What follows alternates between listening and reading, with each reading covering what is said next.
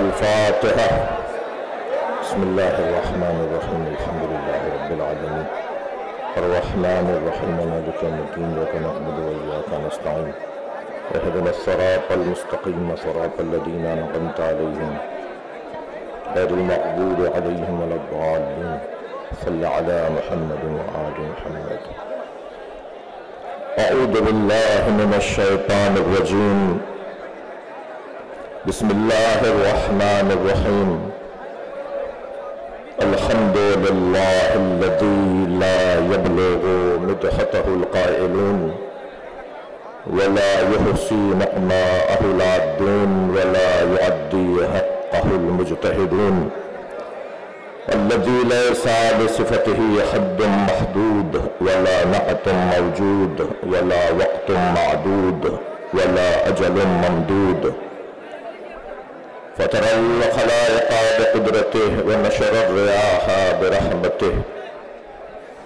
الصلاة والسلام على الرسول المسدد المصطفى العنجد المحمود الأحمد سيدنا ومولانا ومولى الكونين جد الحسن والحسين وعاني أبا القاسم محمد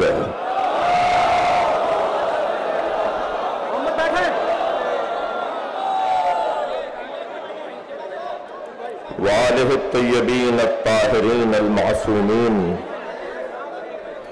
الذين قال الله إنما يريد الله ليذهب عنكم الرجس أهل البيت ويطهركم تطهيرا.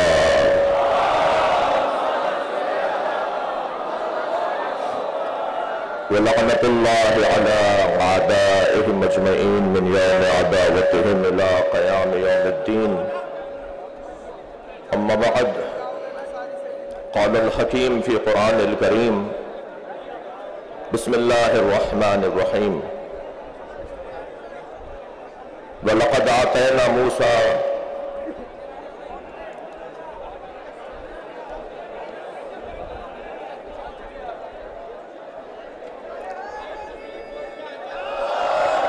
بسم الله الرحمن الرحيم.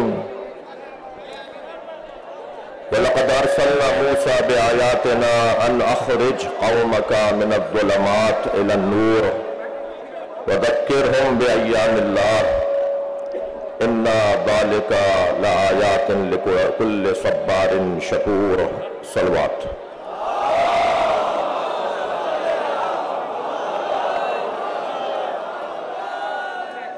سورہ مبارکہ مریم، سورہ مبارکہ مریم کے علاوہ سورہ مبارکہ ابراہیم ایک لہجے کی 2 جگہ آیات.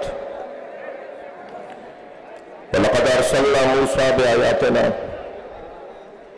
اور بتحقیق ہم نے موسیٰ کو بھیجا ہے. بھیجے ہوئے اور ہوتے ہیں، نکالے ہوئے اور ہوتے ہیں.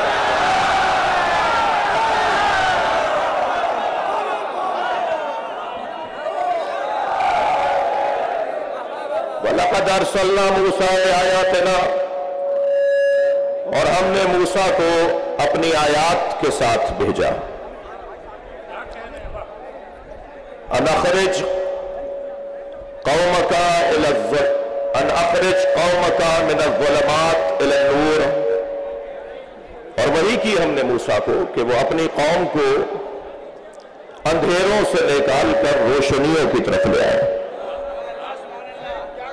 وَذَكِّرْهُمْ بِأَيَّامِ اللَّهِ، اور یہ بھی وحی کی ہم نے موسیٰ کو کہ اپنی قوم کے سامنے اللہ کے ایام کو دہرائیں. إِنَّ فِي ذَلِكَ لَآيَاتٍ لِكُلِّ صَبَّارٍ شَكُورٍ، اور اس ہمارے پیغام میں ہر صابر اور شاکر کے لیے کھلی ہوئی نشانیاں ہیں. آیہ کریمہ کا محاوراتی ترجمہ. میرے لیے اعزاز ہے کہ میں شہر علم و ادب مرکز ولا و ازا جہاں کے اہل حل و عقد نے جو طے کیا وہ بر صغیر میں مانا گیا.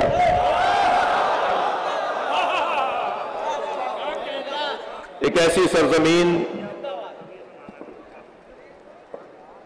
جس سرزمین کی فضا میں علم ہے، ایک ایسی سرزمین جہاں سانس لینے والا ادیب کہلاتا ہے. یہاں کا انگوٹھا لگانے والا بھی آپ جناب سے بات کرتا ہے.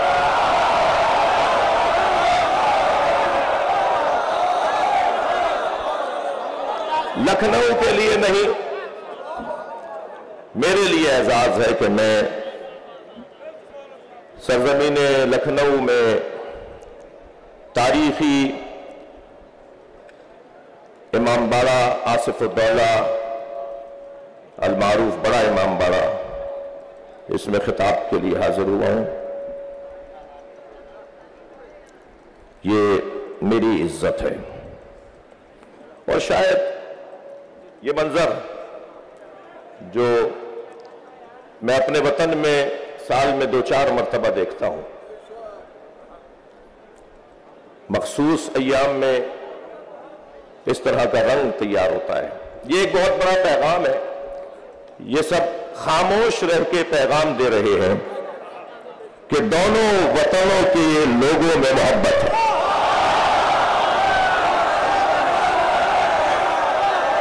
میں اس پہ چاہوں گا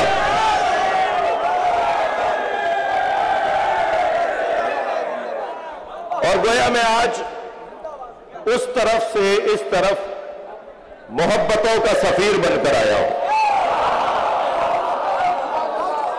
اور یہاں کی محبتیں شاید ہی میرے وطن کے کسی شہر میں اس وقت کی مجلس نہ سنی جا رہی ہو. تو اگر میں یوں کہہ دوں کہ یہ مجلس صرف لکھنؤ میں نہیں ہو رہی، یہ مجلس بر صغیر میں ہو رہی ہے.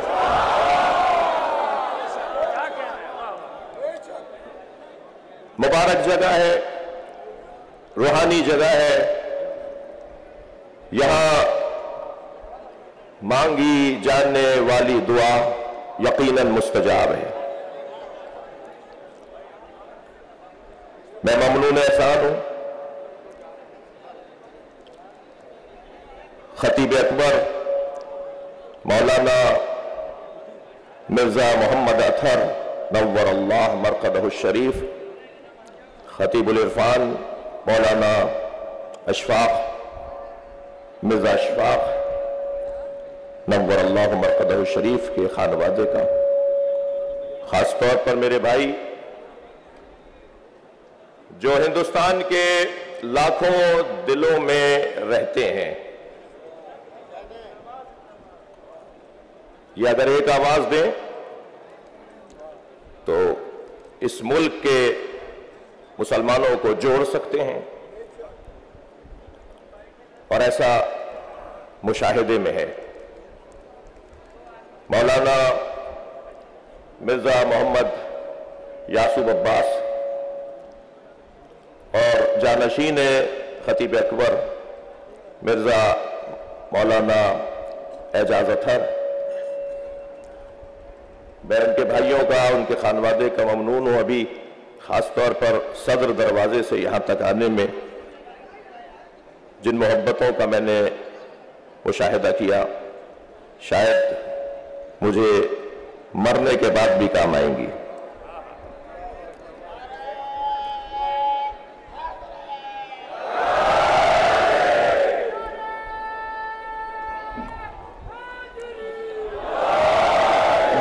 ہندوستان کے سیاستدانوں، خاص طور پر جو انتظامی امور اور ملک کے حفاظتی ادارے ہیں، انہیں بھی اپنے دل میں خاص محبت کے ساتھ رکھ کر جاؤں گا کہ انہوں نے آج کی اس مجلس کے انعقاد میں کسی بھی طرح کی رکاوٹ کو خاطر میں نہ لا کر مجلس کے انعقاد میں تعاون فرمایا. وقت گزر جاتا ہے، کام رہ جاتا ہے، اور کام بھی گزر جاتا ہے، علم رہ جاتا ہے۔ ارشاد حضرت ہدیت، وَلَقَدْ أَرْسَلْنَا مُوسَىٰ بِآيَاتِنَا، ہم نے موسیٰ کو اپنی نشانیوں کے ساتھ بھیجا ہے۔ میرے جوانوں، تمہاری محبت تو میرا بہت بڑا سرمایہ ہے۔ حضرت موسیٰ کو اللہ نے آیات کے ساتھ بھیجا ہے، تیاری کے ساتھ بھیجا ہے۔ قرآن فارمولوں کی کتاب ہے، قرآن اصولوں کی کتاب ہے۔ قرآن ہر نبی کے ساتھ یہ نہیں کہے گا، اللہ ہر نبی کے ساتھ یہ نہیں کہے گا کہ ہم نے اپنی آیات کے ساتھ بھیجا ہے۔ اگر ایک نبی کے ساتھ بھی یہ کہہ دیا گیا کہ ہم نے بھیجا ہے، تو اس کا مطلب یہ ہے کہ یہ زمین ان کا وطن نہیں ہے، وہ کہیں اور سے آئے ہیں، لہذا ان کا وہاں جانا کمال ہے، مگر اس سے بڑا کمال ان کا یہاں رہنا ہے۔ میں اگر اپنے الفاظ کو اور روشن تر کہوں کہ نبی کا معراج پہ جانا کمال تھا، اس لیے کہ قرآن مجید نے سبحان الذی اسری بعبدہ کہہ کر نبی کی معراج کو یاد کیا ہے۔ نبی کا معراج پر جانا کمال تھا، مگر نبی کا زمین پر رہنا اس سے بڑا کمال تھا۔ مجھے ایک بزرگ عالم دین کے دو مصرے یاد آ رہے ہیں۔ وہ فرماتے ہیں کہ ایک شب کا ذکر کیا ہے جانے والے عرش پر، ایک شب کا ذکر کیا ہے جانے والے عرش پر، تیری ساری زندگی معراج ہی معراج ہے۔ لہذا ان کا وہاں جانا یقیناً، اور وہ علامہ حلی نے تو 100 سے زیادہ معراجیں لکھی ہیں، وہ جو جب چاہتے تھے چلے جاتے تھے۔ تو کیا خوب جملہ کسی بزرگ سے میں نے سنا کہ وہ جب چاہتے تھے چلے جاتے تھے۔ وہ جو قرآن میں معراج کا تذکرہ ہوا ہے وہ آفیشل سفر تھا، وہ سرکاری سفر تھا۔ تو یہ وہاں سے بھیجے گئے ہیں، یہ وہاں سے آئے ہیں۔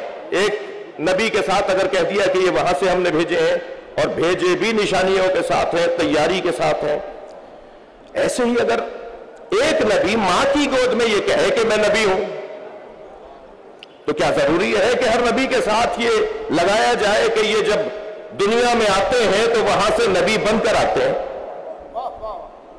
حضرت عیسیٰ علیہ السلام کی مادر گرامی سے کہا گیا کہ یہ بچہ کہاں سے لے آئیں؟ تمہارے تو باپ بھی ایسے نہیں تھے، تمہاری تو ماں بھی ایسی نہیں تھی۔ اور ادھر حضرت مریم کو کہہ دیا گیا کہ آپ چپ کا روزہ رکھیں، آپ کا کام خاموش رہنا ہے۔ ہمیشہ خاموش رہنے والا جاہل نہیں ہوتا۔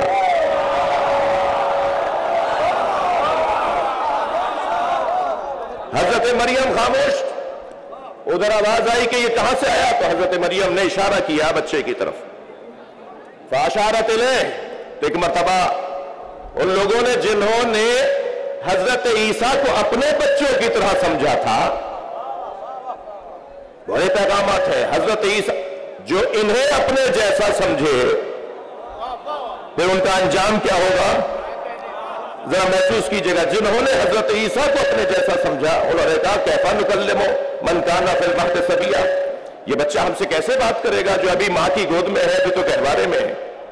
تو جنہوں نے اپنے بچوں جیسا سمجھا، انہیں پیغام ملا کہ خبردار، عیسیٰ گہوارے میں بول سکتا ہے تو عیسیٰ وہ ہے جس کی ماں کو بیت اللہ سے بھیجا گیا تھا، اور ایک اور بچہ آنے والا ہے کہ جس کی ماں کو کعبے میں بلایا جائے۔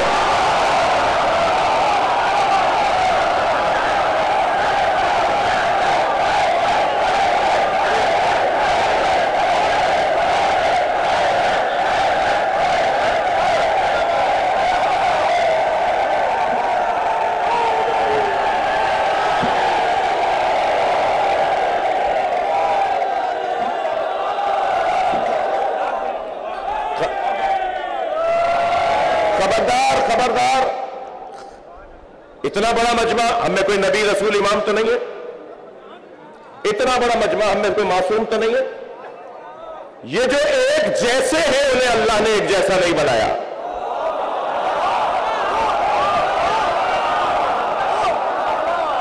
بھائی اہم ترین دستاویزات پر دستخط کے بعد انگوٹھا لگوایا جاتا ہے.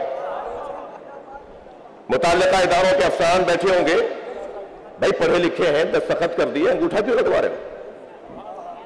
جی انگوٹھا وہ لگائے جسے سائن کرنا نہ آئے, دستخط کرنا نہ آئے. لیکن دستخط کے بعد انگوٹھا اس لیے لگوایا جا سکتا ہے, لگوایا جاتا ہے کہ دنیا میں اگر فنگر پرنٹ کے طالب علم اور اس شعبے جو کرائم کے ادارے ہیں, جو حفاظتی ادارے ہیں, وہ توجہ کریں, میں کچھ کہہ رہا ہوں, دنیا میں جرائم کو بھی پکڑا جاتا ہے انگلیوں کے نشان سے, اور دنیا میں آثار, بہترین آثار کا رستہ یہ انگلیوں کے نشان ہے. دستخط ہو گئے, انگوٹھا کیوں لگوا رہے ہیں؟ اس لیے کہ اگر دنیا میں اربوں انسان ہے نا, تو کسی کا کسی جیسا انگوٹھا نہیں ہے. کہ اگر آمادہ ہے تو جملہ دیا کر دو, جب انگوٹھا ایک جیسا نہیں ہے تو عقیدہ ایک جیسا کیسے؟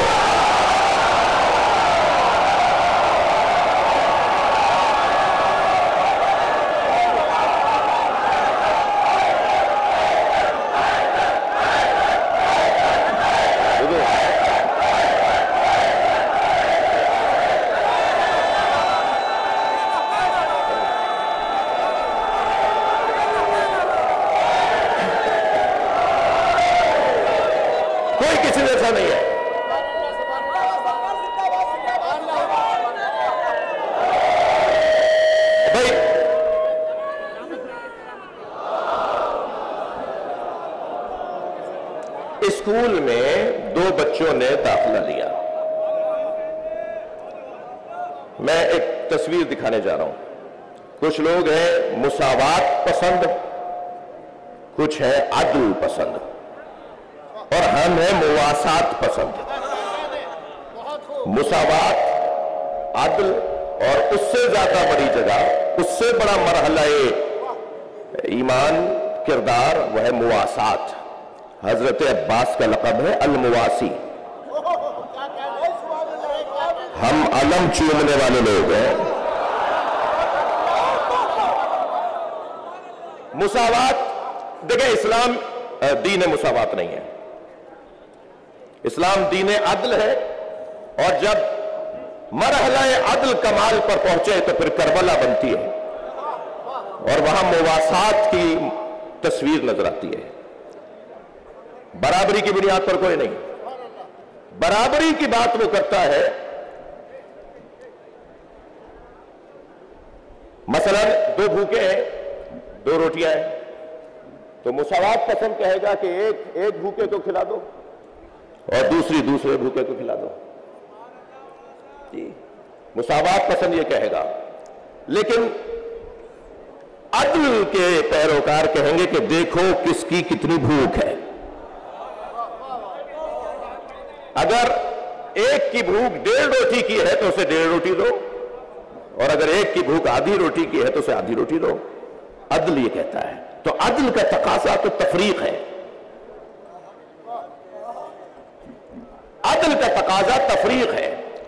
اب مساوات پسند مزاج لوگوں میں ایک منظر نظر آیا کہ دو بچوں نے اسکول میں ایک ساتھ داخلہ لیا. ایک ہوشیار, محنتی, ذہین, اس نے ایک سال میں کئی کلاسیں پاس کی. ایک نکما, کن ذہن, اور اس نے کئی سالوں میں بھی ایک کلاس پاس نہیں کی.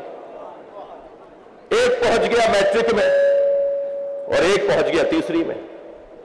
جو مساوات پسند لوگ تھے انہوں نے ان دونوں بچوں کو, ہوتے ہیں بعض افسران آتے ہیں اداروں میں وزٹ کے لیے, تو انہوں نے دیکھا کہ ریکارڈ دونوں کا ایک ہے, ایک ہی تاریخ کو داخل ہوئے, ایک سا ان پہ سرمایہ لگا, ایک سا ان کے اوپر وقت لگا, مگر ایک میٹرک میں ہے اور ایک تیسری میں ہے. تو کہنے لگے انہیں ساتھ ہونا چاہیے.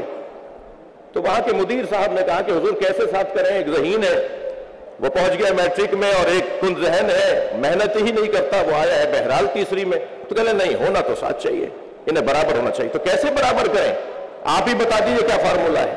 تو کہنے لگے ہاں یہ تیسری والا تو میٹرک میں چل نہیں سکتا, وہ میٹرک والے کو تیسری میں لے آؤ.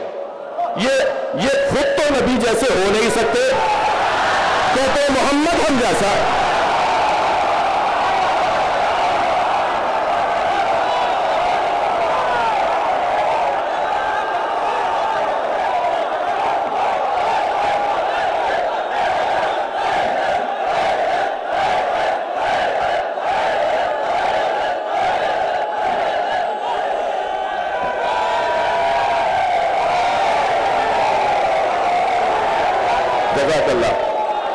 جزاک اللہ، زندہ باد۔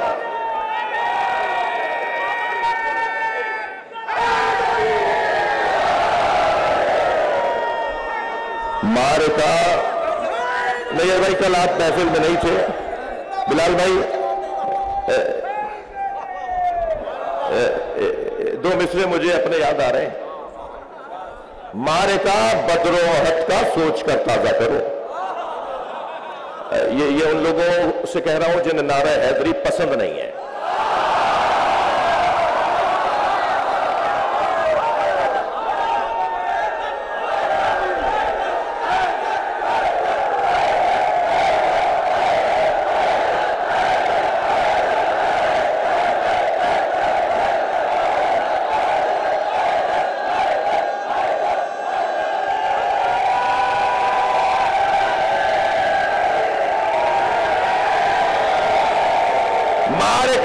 بدر و احد کا سوچ کر تازہ کرو۔ معرکہ جو میرے عزیز دور ہیں اور بالکل دوسرے لان میں پارک میں تشریف فرما ہے، میں ان کو دور سے دیکھ رہا ہوں، سلام پیش کرتا ہوں اپنی بچیوں کو، بہنوں کو، ماؤں کو، قوم کی ماؤں کو اور یہاں شریک تمام افراد کو۔ معرکہ بدر و احد کا، معرکہ بدر و احد کا سوچ کر تازہ کرو، معرکہ بدر و احد کا سوچ کر تازہ کرو، ذکر حیدر آج بھی لڑتا ہے لشکر کے بغیر۔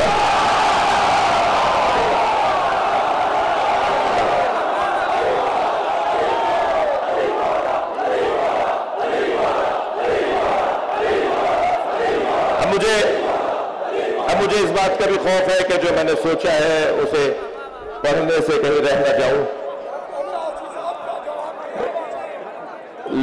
لیکن میرا یہ بھی دل کہہ رہا ہے کہ ان جوانوں کے جو دل کی آواز ہے اس پہ کچھ بات ہو، اور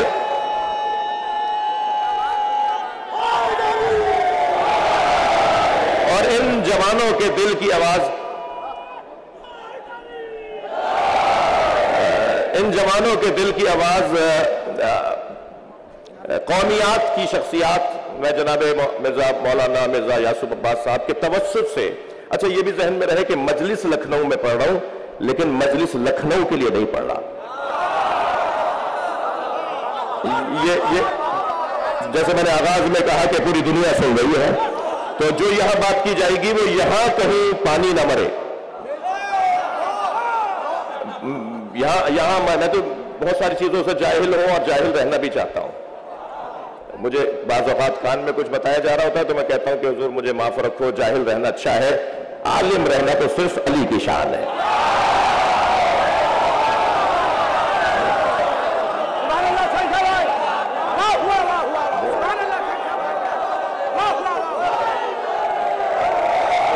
تو جو پوری دنیا کے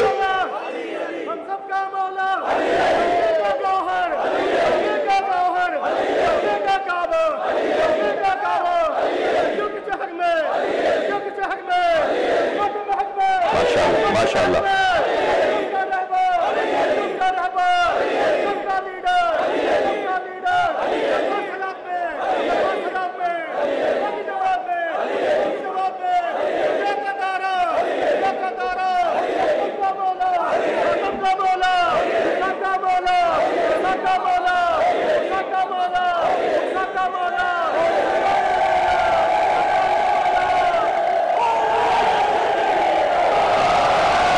تین لوگوں کو یا علی مدد بولنے سے پہلے 6 دفعہ سوچنا چاہیے۔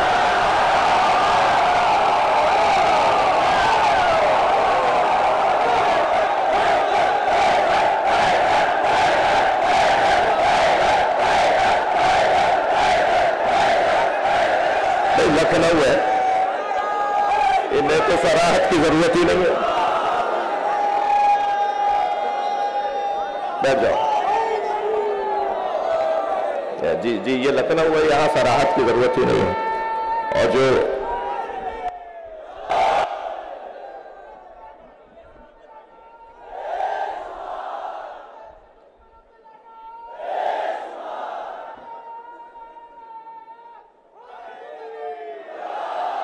میں جملے کو تکرار کر رہا ہوں، 3 لوگوں کو یا علی مدد بولنے کی ضرورت ہی نہیں ہے، اور ان 3 لوگوں کی 3 کمزوریاں بتا دوں۔ 6 دفعہ سوچنا چاہیے ان افراد کو، کیا ضرورت آ رہی ہے تمہیں، تم اہل ہی نہیں ہو یا علی بولنے کی۔ ایک کنجوس کو، کنجوس سے کیا تعلق علی کا؟ کالر اکڑا ہوا ہے، پائچے پھٹے ہوئے، بٹن ٹوٹے ہوئے ہیں۔ کون صاحب ہے جی؟ لکھنؤ میں ان کی فلاں مارکیٹ میں 10 دکانیں ہیں۔ جو اپنے پر پیسہ نہیں لگاتا وہ امام بارگاہ میں کیا لگائے گا؟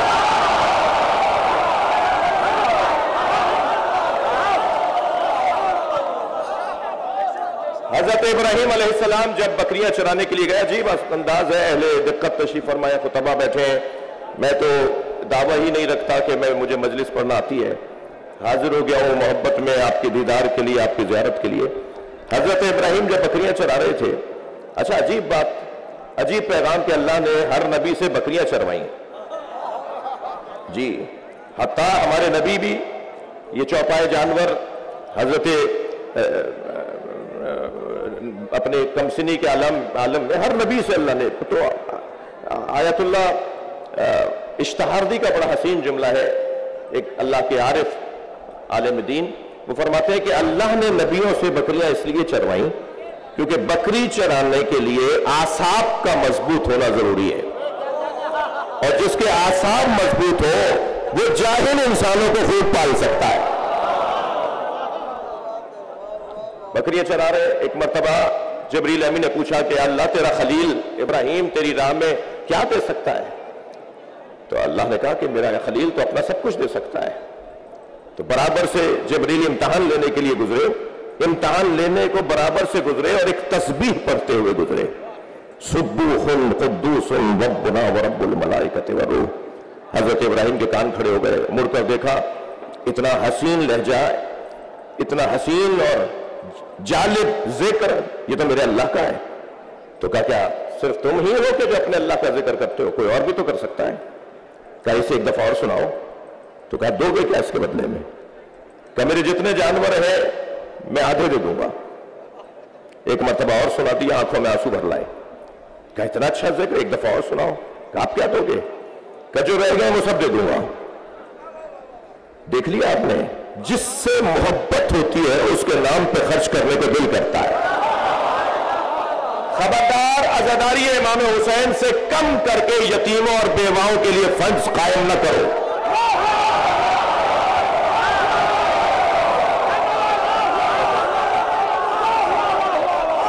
شہر کے یتیموں اور بیواؤں کے لیے، شہر کے یتیموں اور بیواؤں کے لیے فلاحی ادارے بنانے والوں آپ سے بات کر رہا ہوں۔ میں خود کئی ٹرسٹ چلاتا ہوں، خبردار ذکر حسین سے کم کر کے کسی بیوہ اور یتیم کے لیے فنڈز قائم نہ کرو۔ تم حسین کی عزاداری کو مضبوط بناؤ، حسین خود یتیم پال دیں گے۔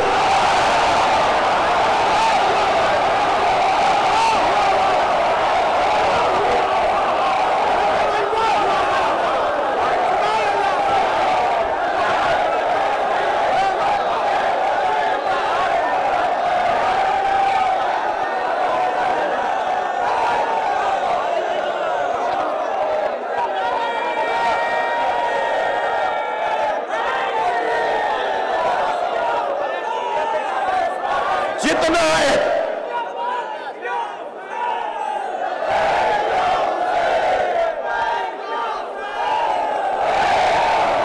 یہ مدرسے کے طالب علم نعرہ لگا رہے ہیں اور اچھا لگ رہا ہے۔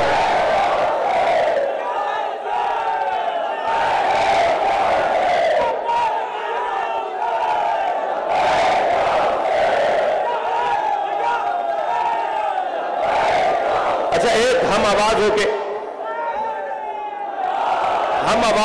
صرف 5 مرتبہ کہہ دیجئے، لبیک یا حسین۔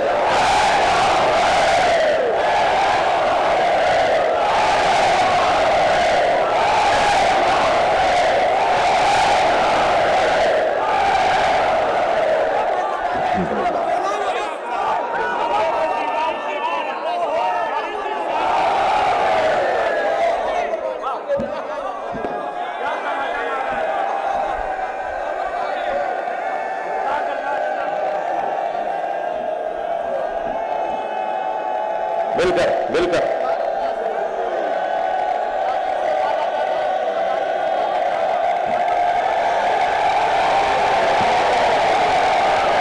یہ کوئی ہنر نہیں ہے کہ مجلس کی نیاز بنائی پکائی خود کھا لی. انہیں نیاز کھلائیے جو نیاز کھانے کو بدعت کہتے ہیں. اگر واپس کر دیں تو ناراض نہ ہو دوبارہ بھیجیے. اگر واپس کر دیں تو خفا نہ ہو اور دوبارہ بھیجیے. میں منبر پر بیٹھ کر قسم کھا کے کہہ سکتا ہوں چوتھی مرتبہ ان کی طرف سے نیاز آئے گی کہ ہم بھی شیعہ ہو گئے. اخلاق سے بہتر تبلیغ نہیں ہے. اور لکھنؤ بر صغیر کا ہے علمی ادبی ازائی ولائی مرکز. یہاں سے یہ بات بنتی ہے کہ میں کہہ دوں شیعہ امام حسین کی عزاداری کے مالک نہیں ہے. شیعہ امام حسین کی عزاداری کے مالک نہیں ہے.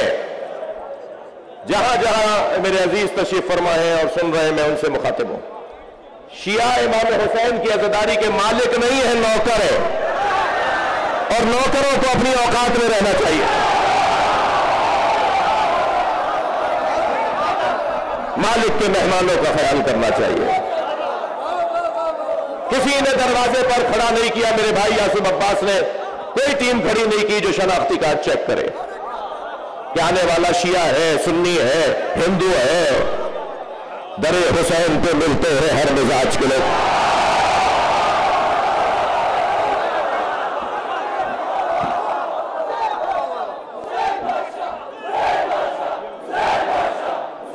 ماشاءاللہ.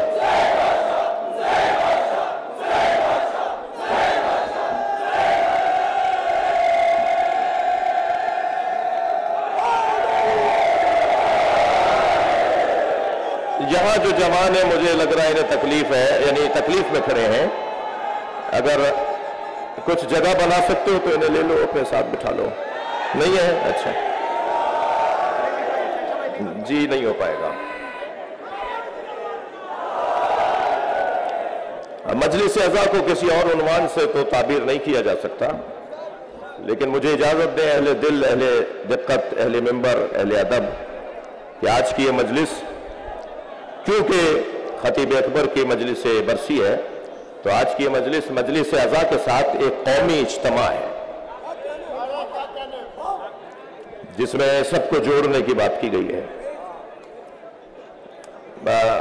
اچھا آپ اگر میں مجلس کو آگے بڑھاؤں تو آپ کی توجہ چاہوں گا. تو 3 لوگوں میں پہلا فرض جسے 6 دفعہ سوچنا چاہیے مولا کا نام لینے سے پہلے وہ ہے کنجوس.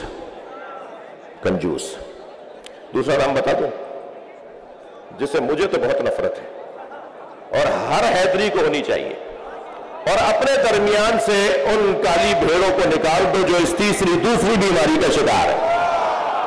اور وہ دوسری بیماری ہے کہ علی مولا کا چاہنے والا بزدل نہیں ہوتا.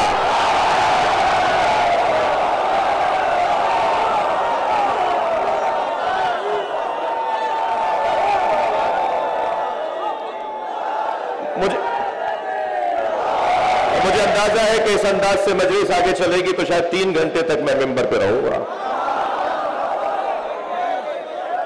اب یہ نہیں معلوم کہ یہ آپ کا جواب تنقیدی تھا یا تعریفی تھا.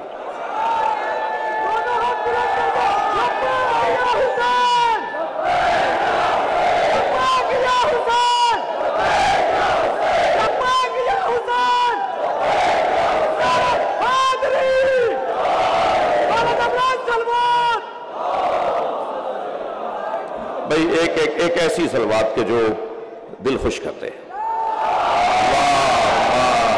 صلی علی محمد و آل محمد. اور یاد رہے صلوات میں محمد اور آل کو توڑنا نہیں ہے.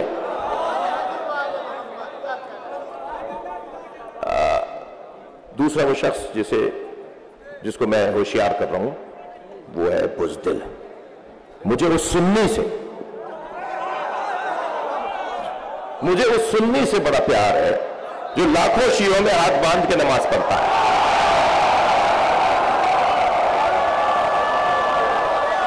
کربلا میں، مشہد میں، نجف میں، ہم جگہ جگہ دیکھ رہے ہوتے ہیں کہ لاکھوں شیعوں میں جگہ جگہ 5، 10، 20، 50 لوگ ہاتھ باندھے ہوئے نظر آ رہے ہیں. میں بات کر رہا تھا کہ بزدل کا کام علی کا نام لینا نہیں ہے. بزدل علی کا نام نہیں لے گا جی. بزدل علی کا نام لے گا تو پھر شجاع ہو جائے گا جی. تو وہ بڑا اچھا منظر ہوتا ہے کہ کہیں کہیں ہمیں جگہ جگہ نظر آ رہے. تو مجھے اس لیے کاظمی صاحب، اس لیے مجھے وہ سنی پسند ہے. آج بھی تشریف فرمائے، میں ان کا ممنون ہوں جو میرے سنی بھائی تشریف فرمائے. مدارس کے طالب علم بھی آئے ہوئے ہیں. میں ہاتھ نہیں اٹھوانا چاہتا ورنہ یہاں ووٹنگ ہو جائے گی. کچھ جوانوں نے ہاتھ اٹھائے تو میں اگر یہ ہو گیا تو پھر شیعہ کہیں گے ہم زیادہ تھے، وہ کہیں گے ہم زیادہ تھے. اور میں کہوں گا کہ سنی میری جان ہے، شیعہ میری آبرو ہے. ویسے بھی عزیزان گرامی، سین اور شین برابر ہیں. فرق تین نقطوں کا ہے.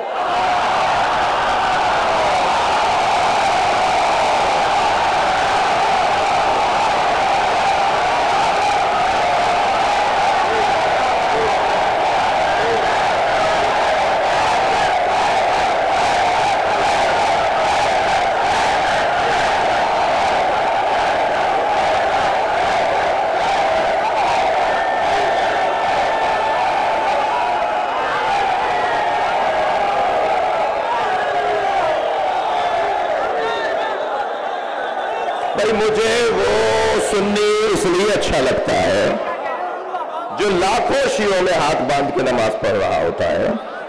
وہ مجھے اس لیے اچھا لگتا ہے کہ وہ ہاتھ باندھ کر بتاتا ہے شیعوں سے ڈرنا نہیں، یہ مارتے نہیں ہے. یہ بہت بڑا اعزاز ہے، یہ بہت بڑی عزت ہے کہ کسی قوم سے کوئی ڈرے نہیں. ہم سے کوئی ڈرتا نہیں ہے، یہ بہت بڑی عزت ہے. میں ہندوستان اور پاکستان کی ریاستوں سے بات کر رہا ہوں. دہشت گرد پاکستان میں ہو تو بھی غلط، دہشت گرد ہندوستان میں ہو تو بھی غلط. ان دونوں کا مسلک انسانیت دشمنی ہے. دہشت گرد کوئی مذہب نہیں رکھتا. خبردار کسی دہشت گرد کو نہ سنی نہ شیعہ کہیے گا نہ ہندو کہیے گا. کوئی ہندو دہشت گرد نہیں ہو سکتا، کوئی سنی اور شیعہ دہشت گرد نہیں ہو سکتا. دہشت گردی خود ایک مذہب ہے جن کا ہندوؤں سے تعلق نہیں ہے، جن کا سنیوں سے اور شیعوں سے تعلق نہیں ہے. بزدل لاکھوں شیعوں میں ہاتھ باندھ کے نماز پڑھ کر بتاتا ہے شیعوں سے ڈرنا نہیں.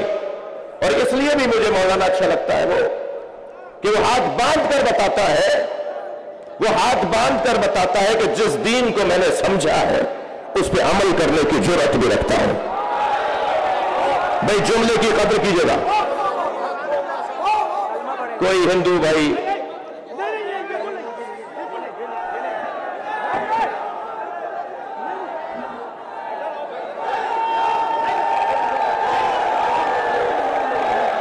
ان کا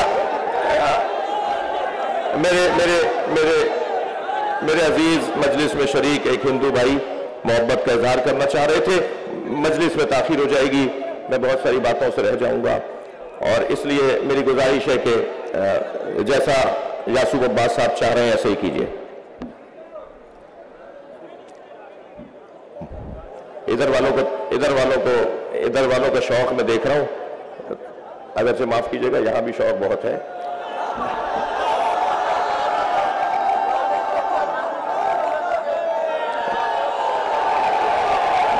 بھائی ایک جو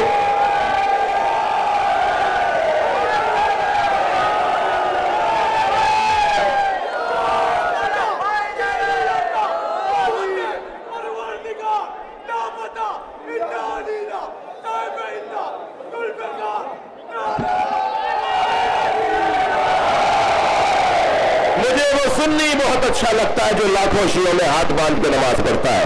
मगर मुझे वो शिया इतना ही बुरा लगता है जो 4 सुन्नियों में हाथ बांध लेता है।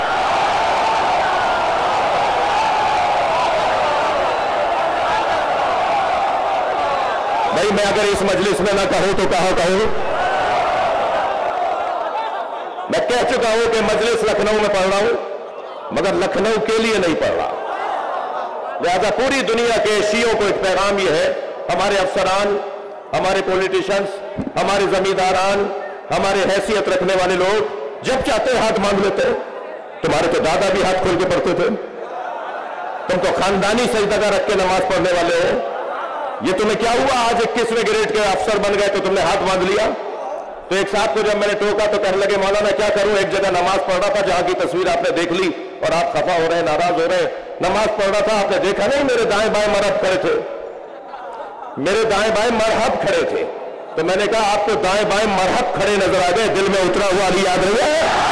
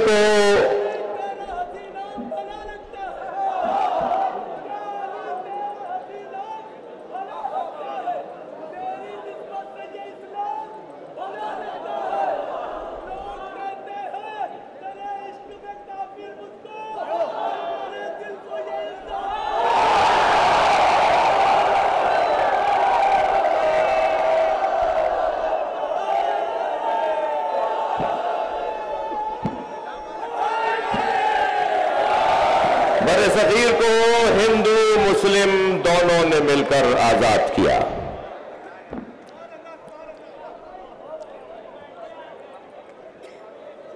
बर्रे सगीर हिंदुओं से आजादी दो कौमी नजरिए की बुनियाद पर हिंदू और मुस्लिम, लिहाजा मैं एक जुमला गुजरते हुए कह दूं कि हम तो उस अली के मानने वाले हैं जिस मौला ने हजरत मालिक अश्तर को खत लिखते हुए अहदनामा मालिक अश्तर में फरमाया, मालिक मैं जहां तुम्हें भेज रहा हूं वहां तुम्हारे 2 तरह के भाई हैं, इम्मा अखुल लका फिद्दीन, या तुम्हारे दीन में भाई हैं, दीनी भाई हैं, और नज़ीरुन लका फिल खल्क, या इंसान होने में तुम्हारे भाई हैं। लिहाजा इंसानियत की बुनियाद पर ईसाई हिंदू हमारा भाई, और दीनी बुनियाद पर यह फितरत है कि सुन्नी को सुन्नी से, शिया को शिया से, मुस्लिम को मुस्लिम से प्यार होगा। मगर जिस मयार पर मौलाए कायनात ने हमारे जहन को पहुंचा दिया, तुम एक बाजू अपना इस भाई को मानो, दूसरा बाजू अपना उस भाई को मानो, दोनों बाजुओं से जो काम होता है वो मुकम्मल ताकत का काम कहलाता है। लिहाजा जोड़ने की जगह है, ये तोड़ने की जगह नहीं है। मैंने वो एक मिसरा कह के शायद दूसरे मिसरे में बहुत मामूली सी तसर्रुफ हो कि दरे हुसैन पे मिलते हैं हर मिजाज के लोग, दरे हुसैन पे मिलते हैं हर मिजाज के लोग, ये दोस्ती का वसीला है, दुश्मनी का नहीं। लिहाजा सब यहां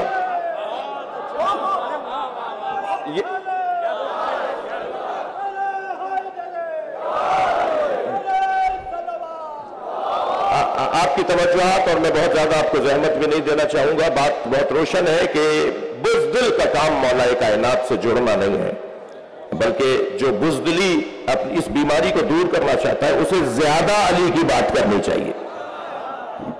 एक सरदार जी का मैं देख रहा था उनका बयान, वो कहने लगे मेरा पोता सुबह शाम उठते बैठते आते जाते उछलते कूदते آوازیں لگاتا ہے یا علی یا علی یا علی. تو میں نے اپنے پوتے سے پوچھا سردار جی کہہ رہے ہیں, میں نے اپنے پوتے سے پوچھا کہ تم یہ یا علی کی صدائیں کیوں لگاتے ہو؟ تو کہنے لگا دادا کیا کروں, جب میں یا علی کہتا ہوں میرے اندر طاقت آتی ہے. تو یہ تو نام ہی طاقت آور ہے.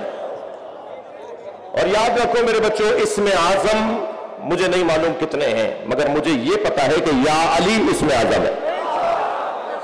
جی میرا دل کہہ رہا ہے بلال بھائی کہ یہ ایک بات ان بچوں کو منتقل کر دوں. مولا ایک سفر پہ روانہ ہے, تنہا سفر کرنے سے علی نے روکا ہے.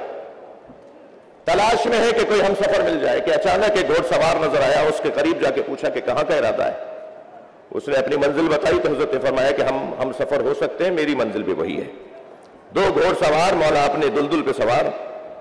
وہ جو سوار تھا وہ یہودی تھا اور اپنے دین کا عالم تھا.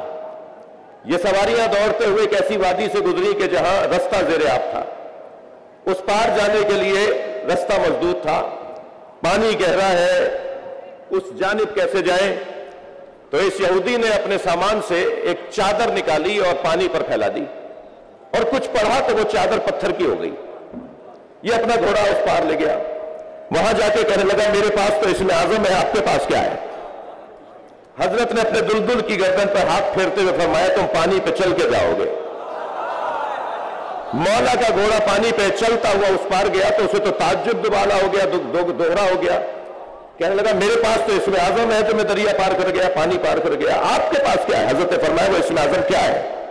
کہنے لگا بتانے کی اجازت نہیں ہے, مگر میرے آپ اچھے ہم سفر ہیں اور باکمال ہیں, اس لیے میں بتا دیتا ہوں آخری نبی کے وصی کا نام. مولا نے فرمایا جس کا نام لے کے تم دریا پار کرتے ہو وہ علی میں ہوں. لہذا جتنا زیادہ ذکر مولا کائنات میں اپنا وقت لگایا جائے,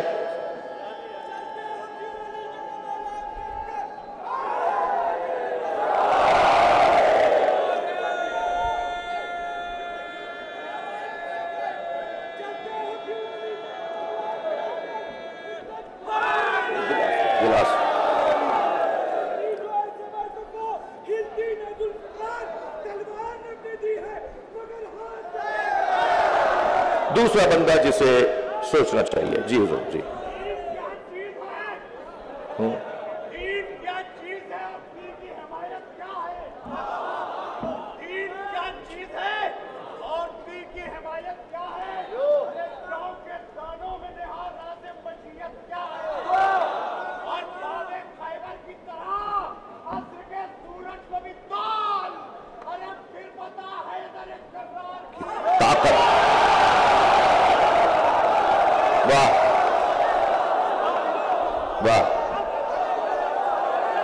بھئی لکھنؤ کی مجلس ہے, سماعت تو ایسی ہونی ہے.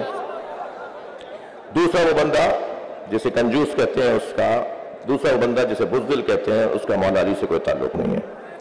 تیسرا جسے 6 دفعہ سوچنا چاہیے وہ ہے تنگ نظر, چھوٹے دماغ والا, محدود سوچ والا, فصیلیں اٹھانے والا, دیواریں کھڑی کرنے والا, لڑانے اور لڑنے والا, جس کا کام سوائے فاصلے ڈالنے کے کوئی اور نہ ہو. مولا کی بارگاہ میں صرف علی کے چاہنے والے نہیں آتے تھے, حتیٰ مولا کی بارگاہ میں تو وہ لوگ بھی ہوتے تھے جو خود مولا کائنات کو نہیں مانتے تھے. کتنا مشہور خطبہ ہے حمام. جب حمام ابن عبادہ نے کہا صف لنا یا علی صف لی المتقین کأننی نرا, مولا مجھے متقین کی صفات بیان کر کے بتائے اور ایسے وہ فرمائے کہ گویا میں اپنی آنکھوں سے متقین کو دیکھ رہا ہوں. فتطاقل علیہ السلام ان جوابے, راوی کہتا ہے مولا نے جواب دینے سے گریز کیا. اس کا اصرار بڑھا تو حضرت نے قرآن کی ایک آیت پڑھ دی, یا حمام اتق اللہ واحسن ان اللہ مع الذین اتقوا والذین هم محسنون. اے حمام تقوی پروردگار اختیار کرو اور نیکوکاروں کے ساتھ رہو, اللہ نیکوکاروں کے ساتھ ہے. یہ جب حضرت نے کہہ دیا تو راوی کہتا ہے کہ فلم یقنا حمام کھانے نہیں ہوا. جب حمام کھانے نہیں ہوئے تو مولا نے پھر خود ارشاد فرمایا, 110 صفتیں متقین کی بیان فرمائی. اور لگتا ایسا ہے کہ یہ بیان ابھی اور آگے بڑھتا کہ چیخنے کی آواز آئی. سب نے مڑ کر دیکھا تو حمام کا دم نکل چکا تھا. حضرت نے جنازہ دیکھ کر فرمایا انی اخاف حال ہے، مجھے اسی بات کا تو خوف تھا جو میں جواب نہیں دے رہا تھا۔ تو وہاں موجود ایک شخص نے کہا کہ یا علی ان باتوں کا اثر آپ پر کیوں نہیں ہوتا؟ ایک بندہ مر گیا، آپ کے خطاب سے ایک انسان کا دم نکل گیا، آپ کے بیان سے متاثر ہو کر کانپ کانپ کر رو رو کر حمام ابن عبادہ کا دم نکل گیا۔ کہتا ہے ان باتوں کا اثر آپ پر کیوں نہیں ہوتا؟ یہ لہجہ بتا رہا ہے کہ یہ بولنے والا علی کا دشمن ہے، مگر علی سے بول رہا ہے۔ پریشان وہ ہو جس کے پاس جواب نہ ہو۔ سوال ہونا عیب ہے، سوال ہونا عیب نہیں ہے، جواب نہ ہونا عیب ہے۔ کہنے لگا ان باتوں کا اثر آپ پر کیوں نہیں ہوتا تھا؟ مولا کا جواب سنیے، مولا فرماتے ہیں تیرے منہ میں شیطان کی زبان بول رہی ہے۔ علی نے فیصلہ کر دیا جو زبان علی کے خلاف چلے وہ شیطان کی زبان۔ اور پھر میرے مولا نے فرمایا سن میرے مولا فرماتے ہیں انی بحر العلم، میرے پاس علم کا سمندر ہے، الذی لا تقسم الدوالی، جو ڈولے سے خالی نہیں ہوتا۔ میں بحر علم ہوں، میں سیلاب معرفت ہوں، جو میرے سامنے آتا ہے اسے نقصان ہوتا ہے۔ تنگ نظر مولا علی کا چاہنے والا نہیں ہو سکتا۔ میرے بچوں، آپ سے مجھے بزرگوں سے کچھ دیر کے لیے ہاتھ جوڑ کر کہوں گا کہ کوئی بات ناگوار ہو تو سنی انسنی کر دیجیے گا۔ میں ان جوانوں سے بات کر رہا ہوں، آپ آمادہ کریں اپنے علاقے کے بزرگوں کو کہ بس بہت ہو گئی، بس تقسیم کا دور ختم ہو گیا، بس اختلافات بہت ہو گئے۔ قوم یہ نہیں چاہتی، ملت یہ نہیں چاہتی۔ 4 شخصیات کو راضی کرنا آسان ہے، 40 لاکھ کو راضی کرنا مشکل ہے۔ اپنے اپنے علاقے کے جوان جمع ہوں، اور اپنے علاقوں میں پھر کہہ چکا ہوں کہ میں پوری دنیا کے لیے بات کر رہا ہوں، اپنے علاقے کے 4 جوان جمع ہوں اور علاقے کے اس بزرگ کے پاس چلے جائیں، چاہے وہ بزرگ میرے حلیے میں ہو یا وہ بزرگ کچھ ہٹا ہوا حلیہ رکھتا ہو، اس کے پاس جا کر کہیں کہ قوم کو بہت نقصان ہو رہا ہے آپ کے علیحدہ رہنے سے، آپ کے دور دور رہنے سے۔ تنگ نظری مولا کائنات کے شیعوں کی نشانی نہیں ہے، چھوٹے دماغ والا شیعہ نہیں ہوتا، محدود سوچ والا شیعہ نہیں ہوتا۔ کراچی یونیورسٹی میں ڈاکٹر ادیب الحسن سیمینار رکھوایا آرگن ڈونیشن کے حوالے سے، دیوبندی بریلوی عالم بھی تھے، اور مجھے بھی انہوں نے حکم فرمایا، میں نے اپنا مقالہ لکھا، حضور باقاعدہ تحقیق کر کے میں نے مقالہ لکھا جو یونیورسٹی نے چھاپا ہے، اور اس کی بنیاد پر میری جیب کے اندر میرا وصیت نامہ بھی لکھا ہوا ہے کہ اگر میری ایکسیڈنٹل موت ہو جائے، میرا دماغ بند ہو جائے، حادثاتی موت پہ میرا دل چل رہا اور دماغ بند ہو جائے، تو میں نے اپنے آرگن ڈونیٹ کر دیے۔ ڈونیشن کے لیے دینے کے لیے شرائط ہیں جس کی تفصیل یقیناً یہاں بیان نہیں ہو رہی، مجھے سننے والا یہ نہ سمجھے کہ مطلقاً جائز ہے، اس کی شرائط ہیں، اس کی کیفیات ہیں۔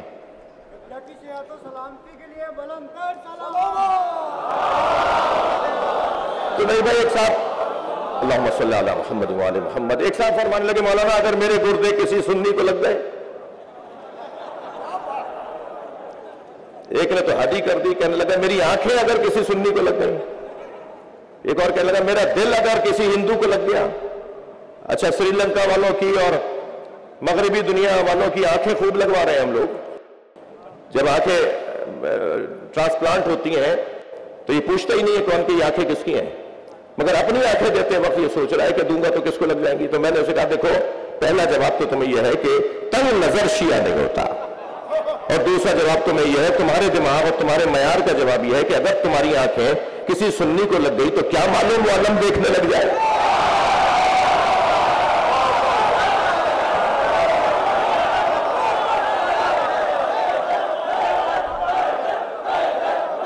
مل کر کے آخر والے بھی، سیدھے ہاتھ والے بھی،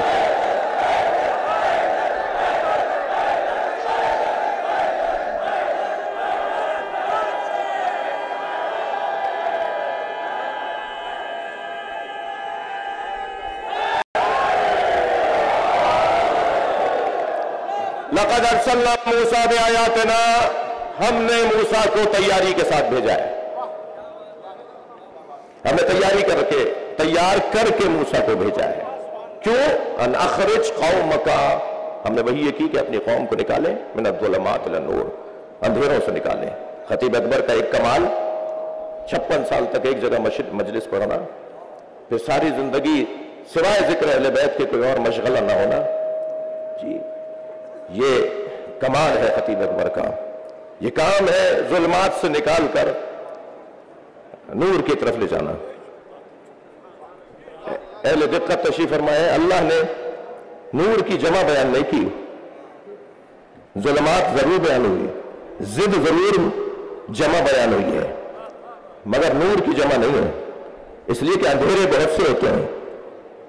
جہالت کا اندھیرا ہوتا ہے، حسد کا اندھیرا ہوتا ہے، دوست کا اندھیرا ہوتا ہے، جی اناد کا اندھیرا ہوتا ہے، تعصب کا اندھیرا ہوتا ہے، اندھیرے بہت سے ہوتے ہیں۔ اور یاد رکھو میرے بچوں، شخصیت کو قتل کرنے کے لیے گرم اسلحہ استعمال میں نہیں آتا۔ شخص کو گرم اسلحے سے مارا جاتا ہے، مگر شخصیت گرم اسلحے سے نہیں ماری جاتی۔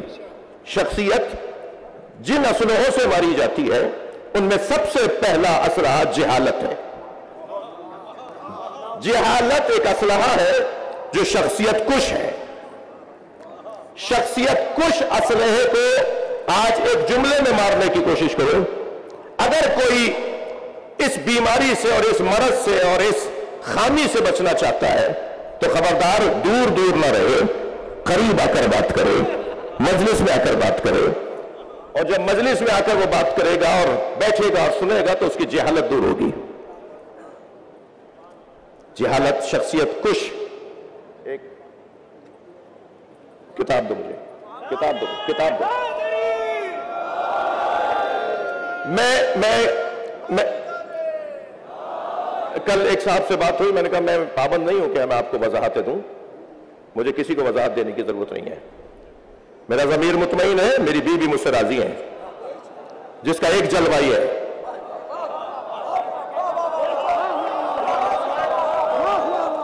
بیوی کو راضی کرنا، بیوی کو مجھے راضی کرنا ہے نا۔ آپ کون ہے جس کے ایک بالش چہرے پر بھی دین نہ ہو؟ وہ چاہ رہا ہے کہ میں اسے راضی کروں، تو میں کسی کا پابند نہیں ہوں۔ میں تو اپنے ضمیر کا جو ہے وہ ذمہ دار ہوں کہ میں اسے مطمئن رکھوں کہ میرا ضمیر مطمئن ہے، میری بیوی راضی ہے۔ ہاں ٹھیک ہے، مجھے اس پوری 8 منٹ کی گفتگو میں جس میں 1 منٹ کی گفتگو کو کاٹ کر چلایا جاتا ہے، اس میں کہتا ہوں کہ مجھے ایک جملہ نہیں کہنا چاہیے تھا، لیکن اس کے پس منظر میں حالات جو تھے وہ آپ کو کیا پتا۔ ہمارے اس بیان سے ہمارے ملک میں پہلی محرم کو کسی کا جلوس نکلنا بند ہو گیا، تو یہ خدمت شمار کی جائے گی یا اس کو موقع تلاش کر کے رکاوٹیں ڈالنے کی کوشش کی جائیں گی؟ میں کسی کا پابند نہیں، مگر ممکن ہے اب بھی میرے بعض دوست کہے کہ آپ کو ضرورت کیا تھی اس بات کو لانے کی۔ میں نے شاید بعض دوستوں نے کہا بھی کہ آپ یہ بات کیا ضرورت آ رہی کرنے کی، لیکن مجھے وہ نہیں، یہ عزیز ہے۔ ان بچوں کے، ان جوانوں کے ذہنوں میں جو غلط فہمی ڈالی جاتی ہے، وہ کیا کہا، کس نے کہا، کاٹ پیٹ کر کیا سنایا گیا، میں تو اس کتاب کا ذمہ دار ہوں جس کے بعد 1000 شیعہ ہو چکا ہے، اور اس میں لکھا ہے کہ سیدہ کے ساتھ کیا ہوا۔ 46 کتابیں دکھائی ہیں، اس میں عکس موجود ہیں، میں یاسوب عباس صاحب کو دے کے جا رہا ہوں۔ سیدہ کے دفاع میں تو میرا یہ کام ہے، وہ نہ جانے آپ نے کیا سن لیا۔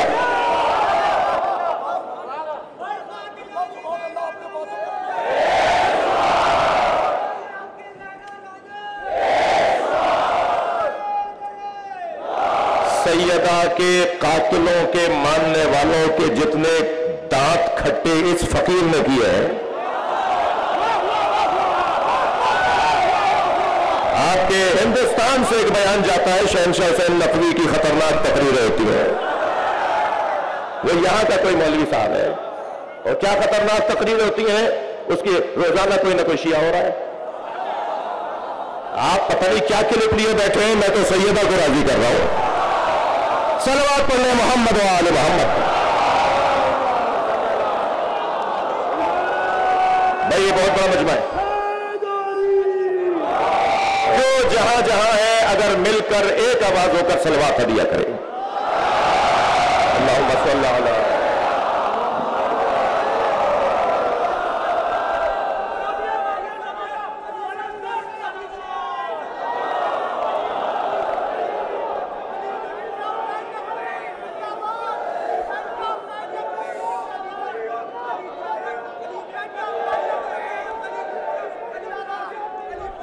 सुनो इसे, सुनो इन्हें, सुनो।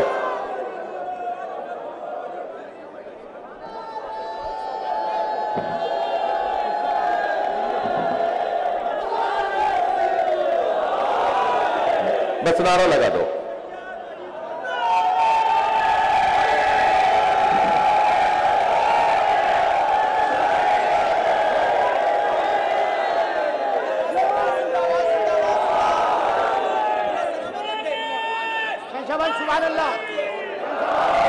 मैं फिर कह रहा हूं कि ये किसी के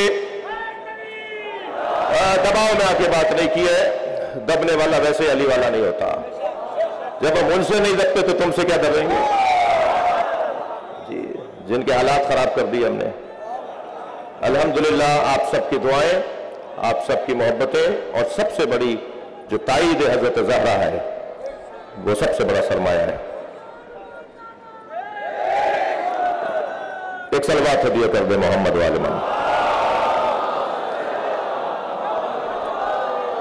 बहुत बड़ा मजमा है, न जाने कहां कहां से क्या क्या नारे लग रहे हैं, सब तो मेरी कान में नहीं आते ना, और मैं सारे नारों का जिम्मेदार भी नहीं हूं। वो वही जिम्मेदार है जो नारा लगा रहा है। एक सलवात और पढ़ ले मोहम्मद वाले मोहम्मद। भाई इससे बुलंद सलवात।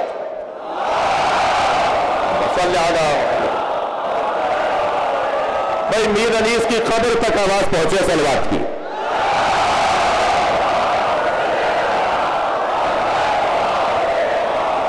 मिर्जा कबीर की कब्र तक आवाज पहुंचे सलवात की।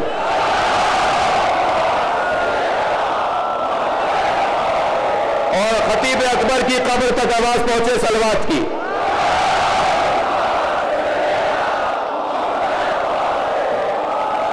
हमने मूसा को भेजा क्यों? इसलिए कि वो लोगों को, अपनी कौम को जुल्मात से निकाल कर रोशनी की तरफ, नूर की तरफ लेकर आए। ज़क्किरहुम बिअय्यामिल्लाह। और ए मूसा, हमने तुम्हें वही की, मूसा को हमने वही कि मूसा अपनी कौम के सामने अल्लाह के अय्याम को दोहराओ। अल्लाह के अय्याम, मेरे और आपके अय्याम तो समझ में आते हैं, हमारे जो दुनिया में आए हैं उनके अय्याम तो समझ में आते हैं। ये अल्लाह के अय्याम का क्या मतलब है? अल्लाह तो अज़ली और अबदी है। अल्लाह तो लम यलिद वलम यूलद है। अल्लाह तो अल्लाहुस समद है। फिर उसके अय्याम का क्या मतलब है? उसके दिनों का क्या मतलब है? लिहाजा मेरे मासूम इमाम फरमाते हैं अल्लाह के 3 दिन हैं। अल्लाहु अकबर। जिस दिन अल्लाह समझ में आता है, जिस दिन अल्लाह मानना मजबूरी हो जाएगी, जिस दिन, मैं हिंदू बिरादरी से बात कर रहा हूं, जिस दिन अल्लाह को मानना, कौन सा अल्लाह? वो अल्लाह जो मुस्तफा ने समझाया, अपने हाथ का अल्लाह नहीं, अपनी पसंद का अल्लाह नहीं, वो अल्लाह जो अली ने समझाया, वो अल्लाह जिसकी कनीज़ खास फातिमा ज़हरा है। मैं अल्लाह की बात कर रहा हूं, अपने हाथ का अल्लाह नहीं। ये इंसान बड़ा अजीब है, यह हर बात कमाल को अल्लाह बोल देता है, यह हर जगह कमाल देखता है तो कहता है ये अल्लाह।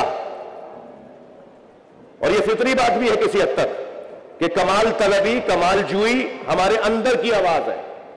किसी के नजदीक कमाल इल्म तो अहले इल्म से वो दोस्ती, किसी के नजदीक कमाल शजाअत तो वो बहादुरों से दोस्ती करता है, किसी के नजदीक कमाल हुस्न जाहिरी तो हसीनों के दरवाजे पर, किसी के नजदीक कमाल सखावत तो वो सखियों से दोस्ती करता है, किसी के नजदीक कमाल कुर्सी मनसब तो अहले मनसब से, किसी के नजदीक कमाल शोहरत तो वो मशाहिर से दोस्ती करता है। अल्लाह नहीं चाहता था कि लोग दर दर की ठोकरें खाएं। अल्लाह ने एक ही घर में सारे कमाल रख दिए। ये जो कमाल तलबी है ना, तो जिसको देखा उसे, यानी बाकमाल देखा उसके आगे झुक लिए। तो अगर यही उन्वान है कमाल का, तो अजीजान गिरामी, अगर पत्थर में कोई कमाल है तो फिर वो बाकमाल जिसके हाथों पे कलमा पढ़ रहा हो, उस बाकमाल को क्या करेंगे?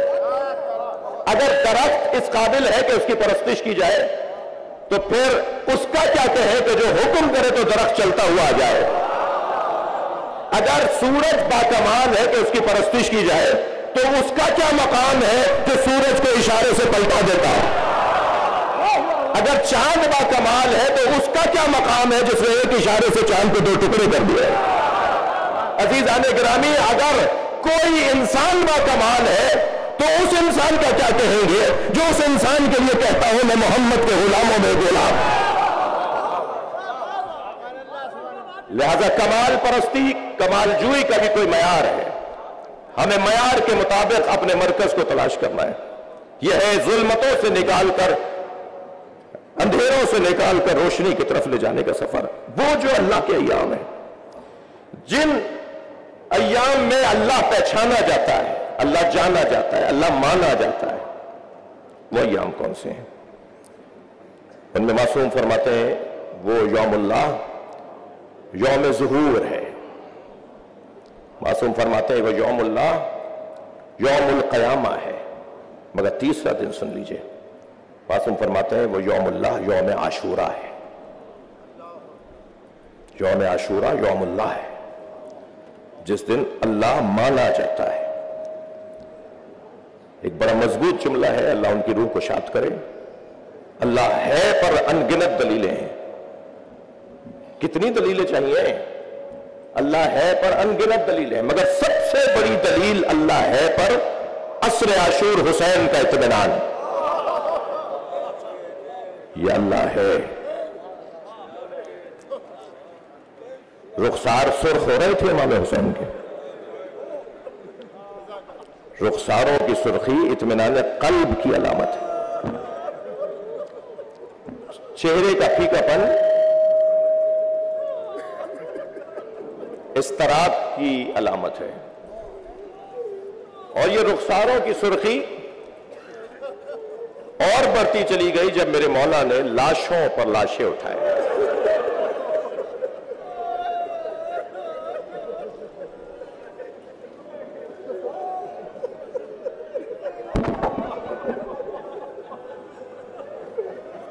لاشیں تو زہرا کے نام میں بہت اٹھائے،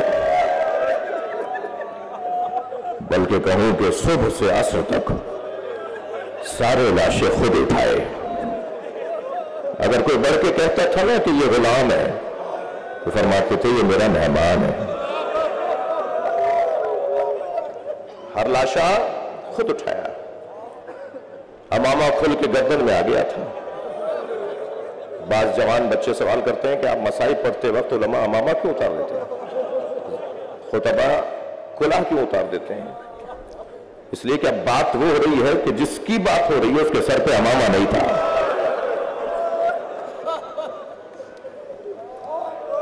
تصور تو کیجئے کتنے لاشیں اٹھائے امام حسین نے۔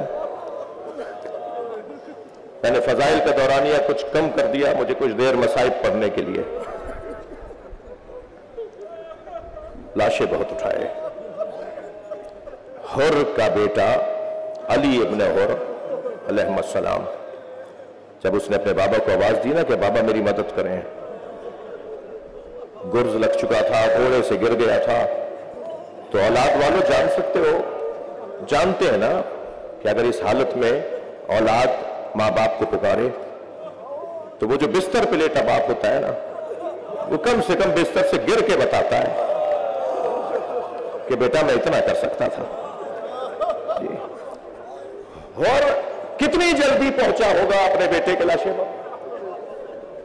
ایک مرتبہ دل کی دھڑکنیں بڑھ جاتی ہیں کہ جب ہور پہنچا تو کیا دیکھا، حسین لاشیں اٹھا چکے۔ بڑھ کر کا مولا یہ غلام زادہ ہے۔ امام نے فرمایا ہور جوان کی میت باپ نہیں اٹھاتا۔ اللہ اکبر، کیا قاعدہ دیا میرے مولا نے؟ فرمایا جوان بیٹے کی میت باپ نہیں اٹھاتا۔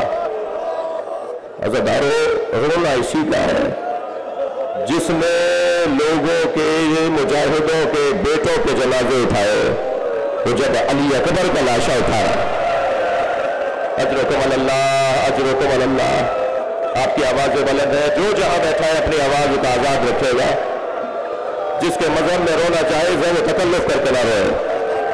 جب آپ ایسے روتے ہیں نا، جناب امام جعفر صادق دعا دیتے ہیں، امام محمد باقر تو مصلی بچھا کر دعا کرتے ہیں مولا حسین پہ رونے والوں کو۔ کسی کے بڑے نے اگر رونے کو روکا ہے تو ہم جنہیں بڑا مانتے ہیں وہ کسی کے بڑے سے قابل مقایسہ ہی نہیں ہے۔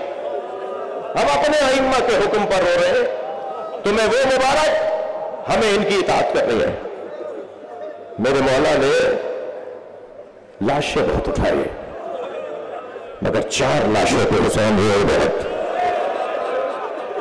زبان پہ شکر کے کلمات، زبان پہ شکر کے کلمات اور آنکھوں میں آنسو. عجیب جامع الازداد ذات ہے ادھر آنا جی. انسان کامل نہیں ہے، انسان اکمل ہے. اور جو جتنا بڑا انسان ہوتا ہے اس کا دل اتنا ہی نرم ہوتا ہے. امام نے لاشیں بہت اٹھائے مگر 4 لاشیں صرف نام لے رہا ہے. جو جہاں بیٹھا ہے اپنے تصورات کو ذرا کربلا لے جائے. تو پہلا لاشا جس پر امام بہت روئے وہ حضرت قاسم کا لاشا. مجلس میں اللہ نہ کرے کوئی بیوہ بیٹھی ہو اور اس بیوہ کے کوئی بچہ بھی ہو. میں آپ سب سے کہوں گا سلام کریں بی بی ام فروا کو. کیا شیر دل بی بی ہے، کیا جگر ہے اس خاتون کا. جب امام لاشا لے کر آئے نا، میں نے ابھی ایک جملہ اپنے وطن کے ایک شہر میں کہا، بہت دیر تک ایک جوان روتا رہا. میں چاہ رہا ہوں وہ جملہ یہاں بھی کہہ دوں. یہ واحد لاشا ہے جو ایک جگہ سے نہیں ملا.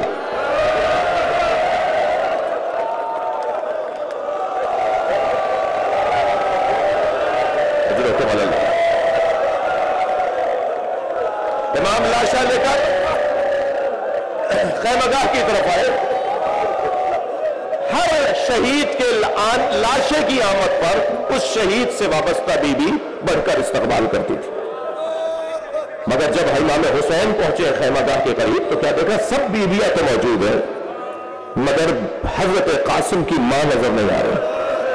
تو تعجب سے جناب زینب سے فرمایا، بہن بھابھی ام فروا کہاں ہے؟ تو ایک اور بی بی کی آواز آئی کہ جب قاسم کے گرنے کی خبر آئی تھی تو ام فروا پشت خیمہ پر چلی گئی تھی. اب جا کے جو جناب زینب نے دیکھا تو کیا دیکھا، سجدے میں سر ہے اور بی بی ام فروا ایک تصویر پڑھ رہی ہے، شکران شکرا حقا حقا. جیسے ہی سجدہ مکمل ہوا جناب زینب کی آواز آئی، بھابھی آپ کو حسین بلا رہا. میری بی بی وہاں آئی جہاں حضرت قاسم کا لاشا تھا، پامال لاشا. آواز دے کر کہا، بھائی حسین میرے بچے سے راضی ہے؟ امام نے فرمایا، بھابھی آپ کے بچے نے میرے بھائی کی یاد تازہ کر دی. تو بی بی کی آواز آئی، بھائی مجھے قاسم کا خون بھرا کرتا چاہیے. امام نے بھی نہیں فرمایا کہ بھابھی اس کرتے کا کیا کریں گی جو تار تار ہو گیا، جو چاک چاک ہو گیا. کچھ ہی دیر کے بعد امام حسین نے وہ خون بھرا کرتا جناب ام فروا کو دے دیا. بی بی نے اسے اپنے خیمے میں لے جا کے رکھ دیا.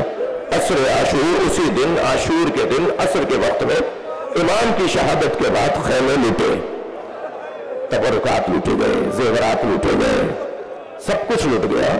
11 محرم کو یہ قافلہ کوفہ آ گیا. کوفہ سے شام آیا، شام میں اسیر رہا، اسیری سے رہائی ملی تو تبرکات واپس آئے. ہر بی بی نے اپنی اپنی گٹھڑی اٹھائی ہوئی تھی.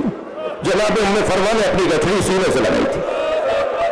اور جب شام سے کربلا آئی اور کربلا سے مدینہ پہنچی تو بار بار کہنے لگی، مجھے تو جنت البقیع لے جاؤ، مجھے تو جنت البقیع لے جاؤ.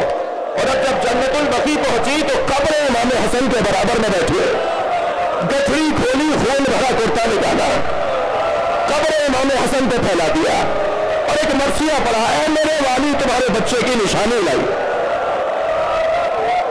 اجرکم اللہ، اجرکم اللہ. ایک لاشا جس پر امام بہت روئے وہ حضرت قاسم کا لاشا. دوسرے لاشے کا نام سنیں گے تو اہل دل کے آنکھوں میں آنسو آ جائیں گے، وہ علی اکبر کا لاشا. یہ واحد شہید، واحد مجاہد ہے جسے امام نے بھیجنے کے بعد آرزو کی ہے کہ ایک مرتبہ اور دیکھ لو. اور حضرت فضہ سے کہا، فضہ ماں کی دعاؤں کا اثر ہی کچھ اور ہے. تم علی اکبر کی ماں سے کہو کہ دعا کرے کہ میں علی اکبر کو ایک بار اور دیکھ لوں. بی بی ام لیلا خیمے میں سر پہ قرآن رکھ کر مناجات پڑھ رہی ہے، یعقوب سے یوسف کو ملانے والے، ایک بار اور میرا یوسف مجھے دکھا دے. ابھی بی بی کی دعا مکمل نہیں ہوئی تھی کہ تکبیر کی آواز آئی. اب جو خیمے کے در پہ جا کے دیکھا تو کیا دیکھا کہ بیٹا بابا سے بات کر رہا ہے. حضرت علی اکبر امام حسین سے کہہ رہے ہیں بابا اگر چند گھونٹ پانی کے مل جاتے تو میں بتاتا کس کا پوتا ہوں، میں بتاتا دشمن کو کہ کس عباس نے میری تربیت کی ہے۔ اب یہ منظر ماں در خیمہ سے دیکھ رہی ہے، بیویاں مجلس میں بیٹھی ہیں، اولاد والے لوگ بیٹھے ہیں، ماں دیکھ رہی ہے بچہ، اور وہ بھی علی اکبر بچہ بابا سے پانی مانگ رہا ہے۔ تو شاعر نے 4 مصروں میں کہا کہ شدت پیاس سے اکبر نے پلٹ کر دیکھا، شدت پیاس سے اکبر نے پلٹ کر دیکھا، ماں نے خیمے کی تنابوں سے لپٹ کر دیکھا۔ بھائی دوسرے 2 مصروں پر اہل دل سے میں چاہوں گا کہ اپنے آپ کو کربلا لے آئے۔ شدت پیاس سے اکبر نے پلٹ کر دیکھا، ماں نے خیمے کی تنابوں سے لپٹ کر دیکھا۔ کتنی مجبور تھی ساقی کوثر کی بہو، کتنی مجبور تھی ساقی کوثر کی بہو، خالی مشکیزہ کئی بار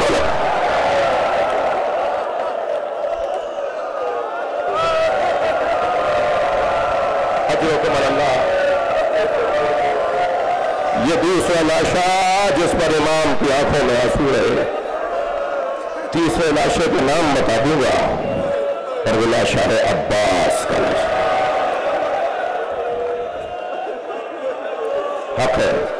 حق ہے ایسے رونا، جسے رونا نہیں آ رہا وہ اللہ سے آنسو مانگے اور دعا یہ کرے کہ ایک قطرہ عشق حسین کے نام پر مجھے عطا کر دے۔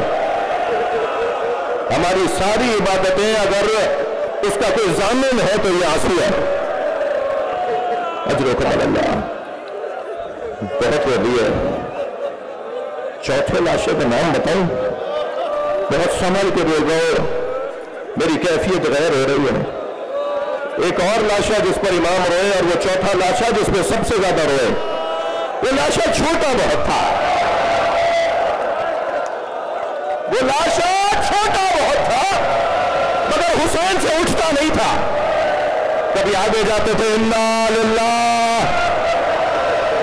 کبھی الٹے پیر واپس آتے تھے رضن بقضائہ و تسلیما لامرہ۔ رونے والے امام حسین نے بچے کے لاشے پہ ابا کا دامن ڈالا ہوا تھا، لے کر کیوں گئے تھے؟ پانی پلانے کے لیے۔ چھوٹے چھوٹے بچے بھی میں دیکھ رہا ہوں جگہ جگہ مجلس میں، جب بچوں کے درمیان کہا جائے کہ فلاں چیز ہم تمہیں دیں گے مگر پہلے چھوٹے بھائی کو دیں گے، تو سارے بچے جو اس سے بڑے ہوتے ہیں وہ انتظار میں رہتے ہیں کہ پہلے اسے مل جائے پھر ہمیں ملے گا۔ امام علی اصغر کو لے کر گئے ہیں پانی پلانے، تو جب لے کر آئے نا تو جناب سکینہ نے دیکھا اللہ اکبر، تو دور سے آواز دے کر کہا بابا میں بھی پیاسی ہوں، بابا مجھے بھی پانی پلا لائیے۔ حسین کیا بتائے کیسا پانی پلایا؟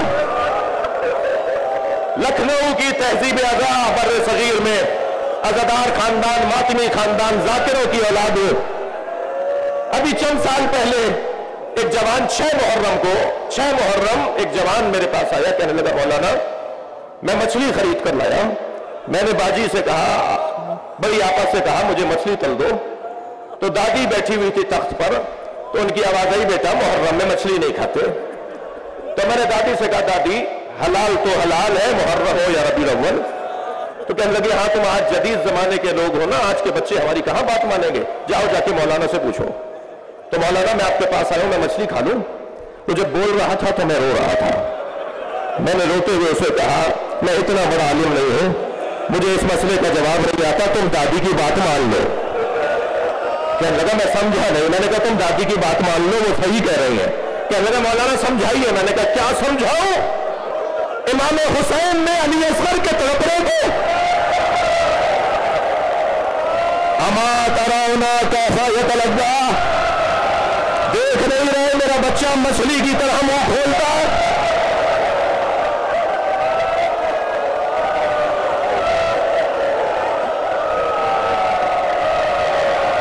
امام زمانہ کو بلائیے آج کی مجلس میں، مولا یہ آوازیں آپ کو یاد کر رہے ہیں، آ جائیے آپ کو پرسہ دے، آ جائیے آپ کے ساتھ کربلا چلے۔ وہ سرخ پرچم جو آپ کے جد کے مزار پر حسین مولا کے مزار پر لگا ہے، اسے اتار کر آپ کے ساتھ آپ کی حمایت میں، آپ کی اطاعت میں زندگی گزارے۔ عزادارو، حسین مولا نے علی اصغر کا لاشا دفنا دیا، میں نے آپ سے کہہ دیا تھا مجھے آپ برداشت فرمائیں، میں کچھ دیر مصائب زیادہ پڑھنا چاہتا ہوں، اور زیادہ کیا پڑھوں گا، زیادہ کیا پڑھوں گا، مگر اتنا مجھے یقین ہے کہ جب ایسے آوازیں بلند ہوتی ہیں تو ان جوانوں سے کہہ رہا ہوں کسی کو کوہنی نہ لگ جائے، ان بچوں سے کہہ رہا ہوں کسی کو دھکا نہ لگ جائے، کیا معلوم کہ یہی بیچ میں امام سجاد بیٹھے ہیں۔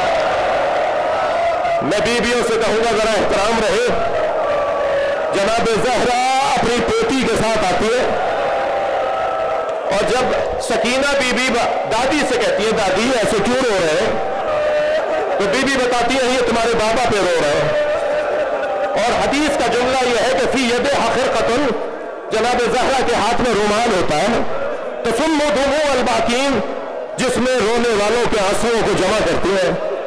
کچھ کم سعادت ہے کہ جو اس وقت عبادت ہو رہی ہے۔ اب حسین کربلا میں تنہا گھوڑے کی قریب آئے، گھوڑے کے قریب آئے، زلجلہ گردن جھکائے کھڑا ہے۔ امام قریب آئے تو یاد آیا کہ مجھے اکبر سوار کرتے تھے، میری گھوڑے کی لگام آ کر عباس تھامتے تھے، خیال آیا کہ میرے بچے مارے گئے تو در خیمہ سے بہن نے آواز دی بھیا ابھی زینب زندہ ہے۔ امام حسین کو گھوڑے پر سوار کیا، حسین مولا روانہ ہوئے، میمنہ میسرہ قلب لشکر، تمام لشکروں کو خطاب کیا، ان کان دین محمد لم یستقم الا بقتلی فیا سیوف خزینی، اگر دین محمد میرے قتل کے علاوہ بچنے والا نہیں ہے تو تلواروں آؤ مجھے ٹکڑے ٹکڑے کر دو۔ اور یہ کہہ کر جب حملہ امام نے ہوتا محسوس کیا تو کچھ لمحوں کے لیے میرے مولا نے جوہر شجاعت دکھائے، اور بلا تشبیہ برق کی مانند میمنے سے میسرے میں، میسرے سے قلب لشکر میں، کچھ ہی دیر میں امام حسین نے تینوں لشکروں کو مخلوط کر دیا۔ یہ تمیز ہی ختم ہو گئی کہ یہ لشکر کس کی سالاری میں ہے، کس کی آواز سنے گا تو حملہ کرے گا اور کس کی آواز سنے گا تو رک جائے گا۔ امام نے لشکریوں کو مخلوط کر دیا اور ایسا منظر بنا کہ یہ آپس میں ایک دوسرے پہ تلوار چلانے لگے۔ اس وقت امام گھوڑے کی پشت پہ کھڑے ہوئے اور ایک مرتبہ نہر کی طرف رخ کر کے کہا اے میرے عباس اٹھو، اپنے اکیلے مولا کی جنگ دیکھو۔ پھر ایک مرتبہ جب حملے کا جواب دیا، فوجیں بھاگتی تھی علوان الحفیظ، اور جہاں سے سپاہی بھاگ کر ادھر جاتا تھا اسے سامنے سے حسین آتے نظر آتے تھے۔ ایک عجیب جلال تھا زہرا کے لال کا، بھاگتے ہوئے سپاہی ایک دوسرے سے کہتے تھے بچو حسین آ گئے۔ ایک مسافر ہے جو 6 مہینے کے سفر کے بعد کوفے میں داخل ہوا ہے، اسے کچھ نہیں پتا کہ کیا ہو رہا ہے، دکانیں بند، بازار بند، چہل پہل نظر نہیں آ رہی، کوئی انسان نہیں ہے، کوئی کام نظر نہیں آ رہا۔ ایک مرتبہ سوچتا ہوا گھر میں داخل ہوا، بیٹی نے بڑھ کر استقبال کیا، پوچھا بیٹا یہ کوفے والے کہاں گئے؟ کہا بابا آپ بھی جلدی دوبارہ گھوڑا تیار کیے۔ کچھ فاصلے پر ایک بیابان ہے جسے کرب و بلا کہتے ہیں، وہاں ایک باغی نے خروج کیا ہے، حاکم کا اعلان یہ ہے کہ اگر اسے قتل کرنے کے لیے کوفے سے مرد نہ گئے تو انہیں سزا دی جائے گی۔ بابا کہیں مخبری نہ ہو جائے کہ آپ گھر میں تھے۔ عبداللہ کہتا ہے کہ میں نے گھوڑا تیار کیا، رخصت ہونے لگا تو بیٹی نے رخصت کرتے ہوئے کہا بابا جنگ پر جا رہے ہیں اور جنگوں میں مال غنیمت بھی ملتا ہے، مال غنیمت میں اگر یمنی پتھر مل جائے، عقیق یمنی مل جائے تو میرے لیے ضرور لے آئیے گا، میں گلے کا ہار بنانا چاہتا ہوں۔ عبداللہ کہتا ہے میں کوفے سے کربلا روانہ ہوا، جب کربلا پہنچا تو عاشور کا دن تھا، عصر کا وقت تھا، عجیب منظر تھا، ایک 56 سالہ بوڑھا زخمی جس کے بدن پہ تیروں کے پتھروں کے نشان ہیں، جس کا امامہ کھل کے گردن پر آ گیا، جو اکیلا ہے اور 30,000 سے زیادہ کا لشکر ہے جو سنی شیعہ نے لکھا ہے، جو تعداد سنی شیعہ نے لکھی ہے، 30,000 سے زیادہ کا لشکر ہے، وہ اکیلا ہے مگر ہر شخص اسے مارنا چاہتا ہے، مگر اس کا جلال ایسا ہے وہ جہاں گھوڑا موڑتا ہے فوجیں بھاگتی ہیں۔ تو میں نے بھاگتے ہوئے سپاہی سے کہا تمہیں اس سے ڈرتے کیوں ہو؟ تو کہنے لگا تمہیں نہیں پتا اس کے ایک بھائی کا نام عباس تھا، یہ اکیلے بھی ہوتے ہیں تو لشکر ہوتے ہیں۔ عبداللہ کہتا ہے مجھے سمجھ میں نہیں آیا کہ آخر یہ کون ہے، مجھے اتنا پتا تھا کہ میں اسے مار دوں گا تو جنگ ٹھنڈی پڑ جائے گی، تو میں نے تلوار نکالی اور ان کے گھوڑے کے پیچھے اپنے گھوڑے کو لگایا، چند ذرا کے فاصلے پر میرا گھوڑا تھا، وہ مجھ سے کچھ آگے تھے، میں ان کے عقب میں تھا، میں نے ارادہ کیا کہ تلوار نکال کر ان پہ حملہ کروں، जैसे ही इरादा किया उन्होंने मुड़कर मुझे देखा और कहा अब्दुल्ला करीब आओ। अब्दुल्ला कहता है मेरे हाथ पैर कांपने लगे, ये कौन है? ये मेरा नाम भी जानते हैं। मैं घबरा के रुका तो फिर आवाज आई जल्दी आओ। मैं आगे बढ़ने के लिए मेरे पैरों में दम नहीं था तो उन्होंने हाथ से अंगूठी उतारी और कहा ये अतीक यमनी है, अपनी बेटी को जाके देना और कहना मैं बागी नहीं हूं, मैं नबी का नवासा हुसैन।